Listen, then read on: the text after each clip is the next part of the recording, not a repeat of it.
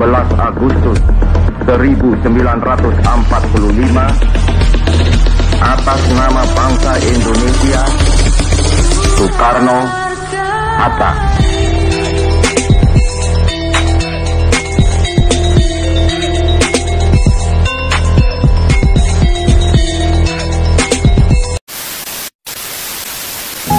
Halo teman-teman, gimana nih? Masih semangat kan buat ngedengerin podcast pembahasan sejarah Indonesia? Tentunya masih membahas mengenai proklamasi yang merupakan sejarah besar Indonesia. Tidak boleh dilupakan dan terlupakan. Indonesia telah menjadi negara merdeka yang bebas dari penjajahan bangsa asing. Keberhasilan ini tentunya tidak terlepas dari perjuangan para tokoh Indonesia dalam menghadapi penjajahan kolonial Belanda dan Jepang. Ini nih yang aku sukai dari perjuangan Indonesia dalam memerdekakan negeri tercintanya. Walaupun bangsa asing memperlakukan Indonesia dengan semena-mena selama bertahun-tahun, namun rasa cinta tanah air di dalam jiwanya tidak pernah luntur. Indonesia tetap bersekukuh dalam apa yang seharusnya mereka dapatkan dari negerinya.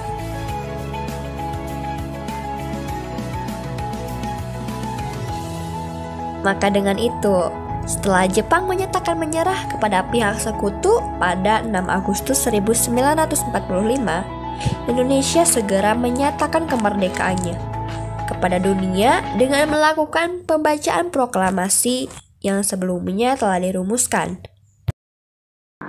Proklamasi. Kami, bangsa Indonesia, dengan ini menyatakan kemerdekaan Indonesia.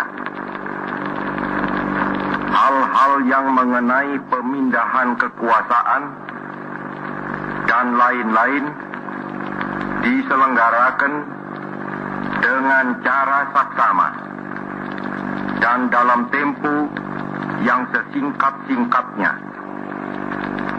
Jakarta, 17 Agustus 1945 atas nama bangsa Indonesia, Soekarno-Hatta. 77 tahun berlalu nih, Indonesia berdiri dengan kakinya sendiri sejak teks proklamasi digemakan dari Sabang sampai Merauke. Kini Indonesia telah menjadi negara yang bebas dari bentuk penindasan dan jajahan bangsa asing. 17 Agustus 1945, Indonesia bersorai-sorai, kita merdeka. Nah, sebelumnya mungkin dari kalian sudah mengetahui apa sih yang akan kita bahas pada pertemuan kali ini. Ya, bener banget, 100 poin buat kamu yang jawab makna proklamasi.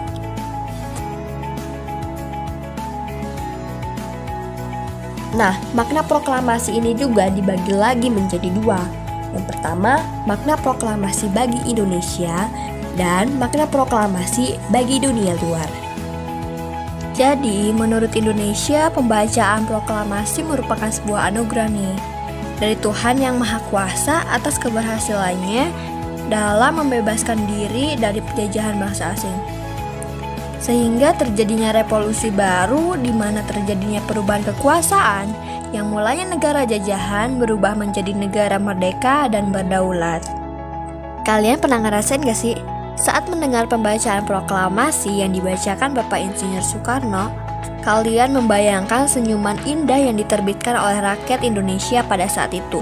Sampai-sampai bulu kuduk kalian berdiri, mungkin karena kalian terbawa suasana karena cita-cita yang telah diimpi-impikan Indonesia dengan cara memerdekakan tanah airnya pun kini terwujud. Perubahan bergerak dengan cepat. Kekuasaan berubah dari negara jajahan menjadi negara yang merdeka dan berdaulat.